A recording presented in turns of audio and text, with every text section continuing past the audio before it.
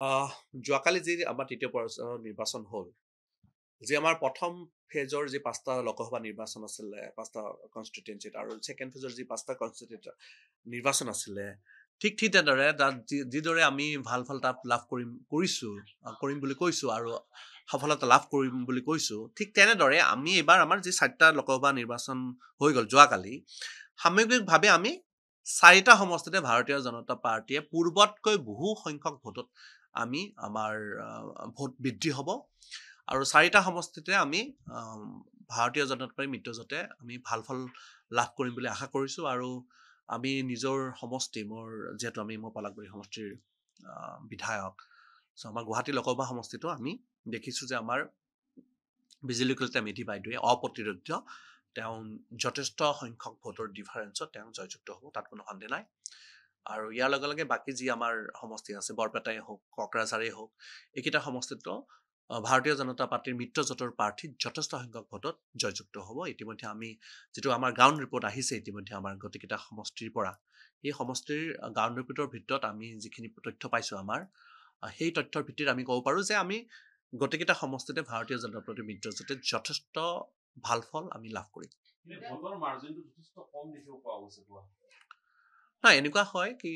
কালি বতৰ যথেষ্ট বেয়া আছিলে আৰু সেইটো সময়ত যেতিয়া ভোটাৰ ৰাইজ ওলাই যাব লাগিছিলে, সেই সময়ত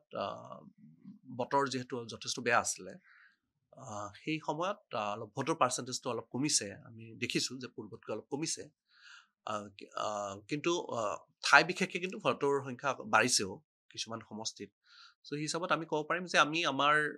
ভবাৰ দৰে মিত্ৰজোঁটৰ প্ৰাৰ্থী আমাৰ বিজুলী কলিতা বাইদেৱে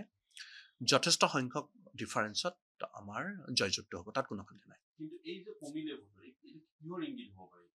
নাই মই ক'লো যে কালি যিহেতু যথেষ্ট বেয়া বতৰ আছিলে, আপোনালোকে মই ভাবিছোঁ যে বেয়া বতৰৰ কাৰণে কিছু কমিছে আৰু ভোটাৰ ৰাইজ যেতিয়া ওলাই যায় সেই সময়তে যথেষ্ট বেয়া বতৰ হৈছিলে। বিভিন্ন অঞ্চলত কালি আপোনালোকে দেখিছে যে নেৰানেপেৰা বৰষুণ আছিলে আৰু যথেষ্ট বেয়া এটা বৰষুণ আহিছিল, কিন্তু তৎসত্ত্বেও কিছুমান মানুহে কিন্তু প্ৰতিকূল বেয়া বতৰৰ নেওচিও কিন্তু ভোট দিব ওলাই গৈছে আৰু সেইকাৰণে হয়তো ভোট কমিছে। কিন্তু আৰু কেতিয়াবা কি হয় যে অভাৰ কনফিডেণ্টো হোৱা যায় কেতিয়াবা, যিহেতু আমাৰ কথাটো এনেকুৱা ধৰণৰ যে আমি আমাৰ লক্ষ্য আছিলে আমি ভোটৰ মাৰ্জিন বঢ়াব লাগে। আমাৰ লক্ষ্য আছিল ভোটৰ মাৰ্জিন আমি যিমানে কাষ্টিং বেছি হ'ব তেতিয়া আমাৰ ভোটৰ মাৰ্জিন বাঢ়িব। কিন্তু কথাটো এনেকুৱা ধৰণৰ হয় যে আমাৰ বহুতে ভাবে যে আমাৰ যিহেতু প্ৰাৰ্থীগৰাকী জিকিয়ে আছে, মোৰ ভোটটো নিদিলেও হ'ব, এনেকুৱা এটা কনফিডেন্ট আহি যায়। কিন্তু আমাৰ লক্ষ্য আছিলে যে যিমানে ভোট কাষ্টিং হ'ব সিমানে ডিফাৰেঞ্চটো বেছি হৈ যাব। এইটো প্ৰেক্টিকেল কথা, কিয়নো আমাৰ আজি যদি আমাৰ 71% হৈছে, সেইটো 81% হ'লে নিশ্চয়কৈ সেই যি 10% ভোট বাঢ়ি লয় সেইটো কিন্তু ভাৰতীয় জনতা পাৰ্টী মিত্ৰজোঁটৰ প্ৰাৰ্থীৰ হকে গ'লহেঁতেন। আৰু সেইটো কাৰণে মই ক'ব খোজো যে যিমানে পাৰ্চেণ্টেজ বাঢ়িব সিমানে ভোটৰ ডিফাৰেঞ্চটো আমাৰ বিজুলী কলিতা বাইদেউৰ বিৰোধী পক্ষৰ প্ৰাৰ্থীগৰাকীৰ লগত ডিফাৰেঞ্চটো বাঢ়ি গৈ থাকিলেহেঁতেন। নহয় এনেকুৱা ধৰণৰ যে পাৰ্চেণ্টেজ ৱাইজ ঠিকে থাকিব, কিন্তু যিহেতু ভোটিং পাৰ্চেণ্টেজটো যোৱাবাৰতকৈ অলপ কমিছে বুলি আপোনালোকে ক'লে বা আমি দেখিছোঁ যে তথ্যটো,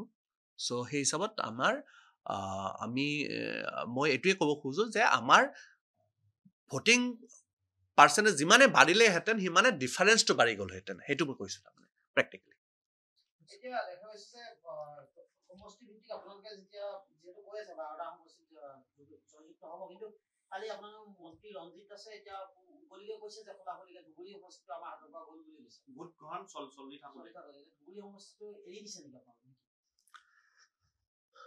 মই ভাবোঁ যে এইবাৰ